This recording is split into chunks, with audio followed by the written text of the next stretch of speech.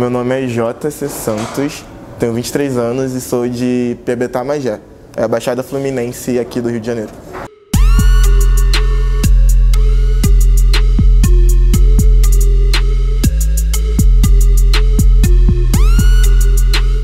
Eu morei em 3 lugares na minha infância. Eu morei tipo uma comunidade que tem lá perto de casa, que era onde minha mãe cresceu e tal, que era o Novo Horizonte. Morei lá com o pai do meu irmão mais velho e o meu irmão mais novo, que era recém-nascido, e minha mãe. Depois a gente se mudou, porque esse meu irmão tinha nascido, a gente foi pra uma outra casa. Sendo que já nessa outra casa já foi meu pai, que é o meu pai de criação, que é o pai do meu irmão mais novo, a minha mãe e meu irmão caçula. Porque deu umas tretas lá em casa e meu irmão mais velho foi morar com o pai dele. Depois disso eu fui pra uma outra casa, que continua nessa mesma configuração de família. E hoje em dia eu moro só eu, minha mãe e meu irmão, que ela se separou do pai do meu irmão e é isso. Nessas mudanças todas foram bem complicadas, tipo. De uma casa da primeira casa pra outra, eu ainda tinha 6 anos e tal, então era uma criança. Mas nessa época eu já percebi, tem uma coisa muito marcante, que eu lembro que eu tava na casa da minha avó. E eu tava brincando com as bonecas da minha prima e a minha tia virou pra minha mãe e falou: olha, isso daí não é muito interessante, seu filho ficar brincando com boneca não. E o que é engraçado é que eu era muito novo.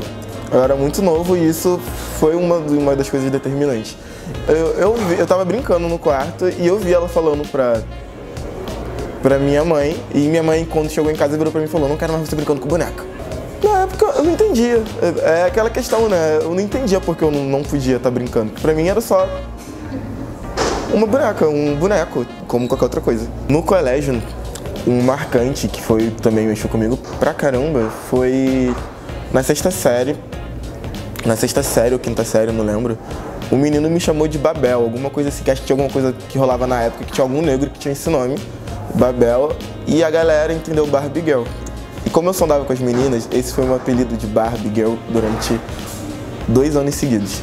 E era um rolê que me deixava, tipo, muito desconcertado, muito inseguro, tá ligado? Eu não gostava. Dentro de casa também era uma outra coisa. Eu comecei a externar muito essas coisas, internato, na verdade, né? Eu guardava pra mim, eu não falava. E fiquei por isso por muito tempo, de várias coisas acontecerem, de eu ouvir bastante piada, de falar que eu ia me bater, de falar que eu era viadinho e tal, mesmo ainda sem eu entender. E eu guardava, eu não chegava em casa. Se eu chegava em casa ia ter aquela mesma coisa de quando eu era criança, que minha mãe mandou não mexer com a boneca, era de falar mais grosso, de anda com o peito pra fora, anda igual homem. Eram essas frases que eu ouvia dentro de casa. Eu comecei a me envolver bastante com arte. Eu tinha um blog na época, eu desenhava bastante, ainda desenho. Então eram esses pontos que eu achava meio que pra fugir disso. E também chegou num momento que eu entrei pra igreja, que foi um momento que eu meio que deixei de pensar nisso.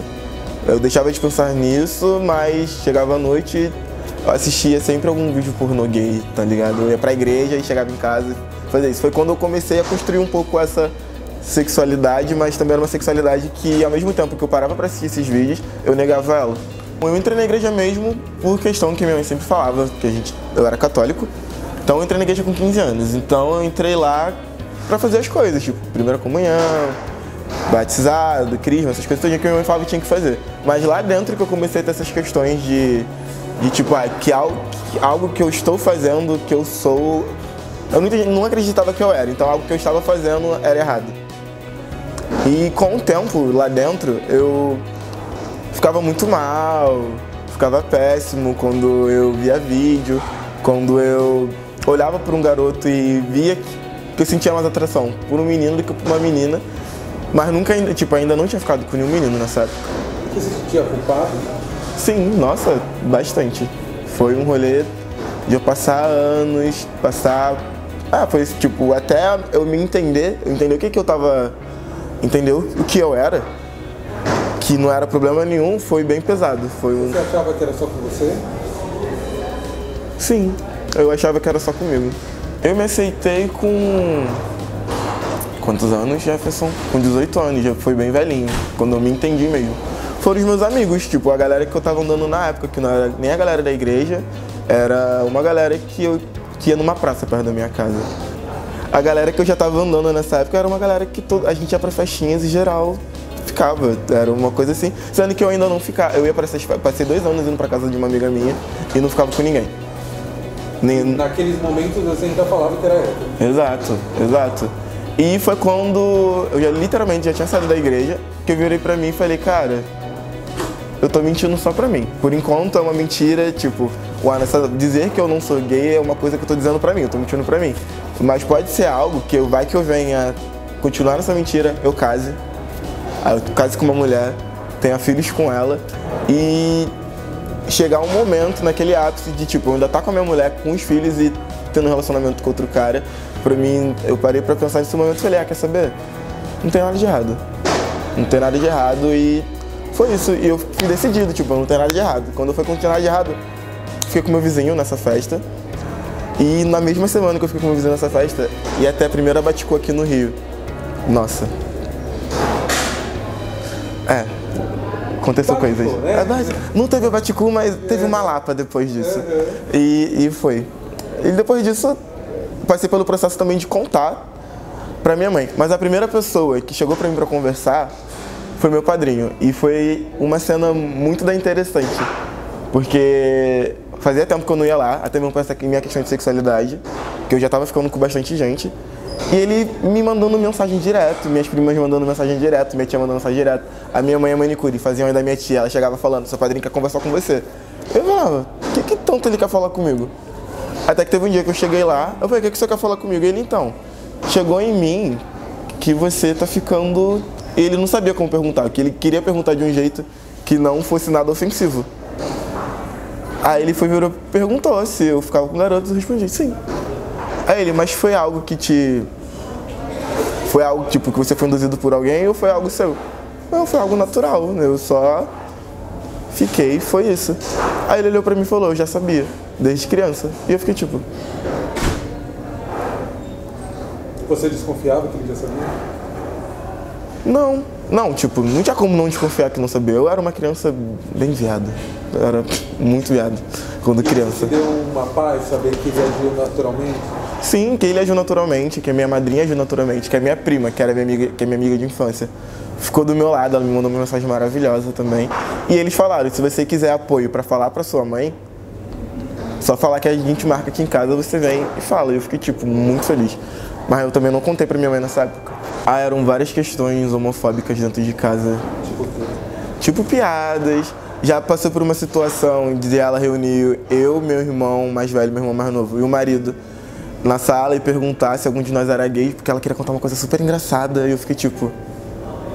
Na época eu falei que não, né? E eu lembro do meu irmão mais velho olhando pra mim na hora que ela perguntou. Porque meu irmão mais velho já sabia qual era velho. E eu ficava bem desconcertado com essas coisas, e até que teve um dia que foi bem pesado. Você tinha medo de perder o amor da sua mãe? Sim, olhando por esse lado, sim. Na verdade, eu tinha medo do que poderia acontecer. Eu tinha brigado feio com meu irmão esse dia, que do rolê dele queria até me bater, mas ainda ninguém sabia de nada. E no meio da discussão, eu virei pra ele, foi uma questão machista dele, tá ligado? Ele subiu desesperado, porque ele veio falar uma parada pra mim, eu retruquei ele. Falei, mas super normal acontecer isso e tal. Porque ele tava falando umas merda muito machista, de umas meninas lá perto de casa. Aí, nisso, ele subiu, falando que ia me bater, a parada toda, e minha mãe sem entender nada. E eu continuei sentado, e ele veio pra cima de mim. Aí, na hora que ele veio pra cima de mim, eu falei, deixa ele vir então, deixa ele vir. Aí ele começou a falar várias coisas de respeito e tal. Eu falei, cara, primeiro, gritando, eu não tava calmo desse jeito. Eu falei, primeiro, quer falar de respeito? Primeiro você começa a respeitar todas as meninas da rua, principalmente a minha mãe, porque eu sou viado e respeito todo mundo. Foi na hora que a cozinha fez assim. Ele parou, foi pro quarto, e ficou eu e minha mãe na sala.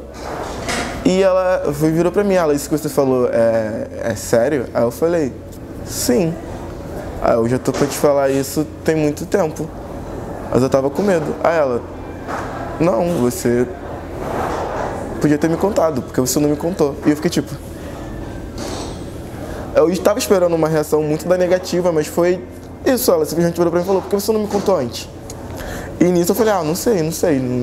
Na verdade, eu não externei pra ela os motivos que eu não queria ter falado. Eu falei que não sabia e tal. E ela virou pra mim e falou, eu já sabia.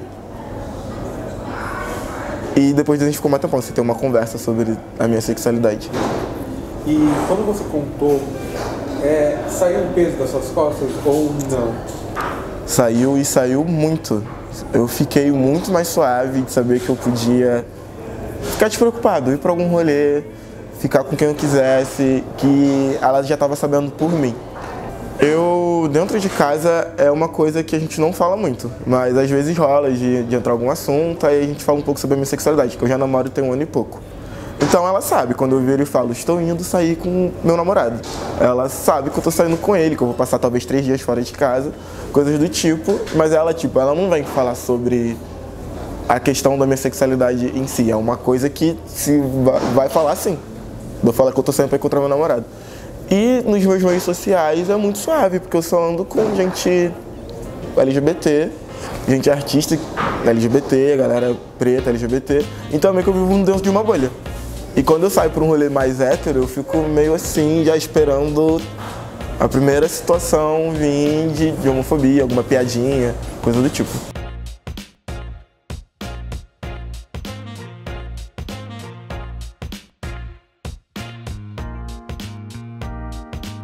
Gente, se permite, o conselho que eu posso dar, que eu poderia me dar também, se eu pudesse voltar no tempo, era se permitir.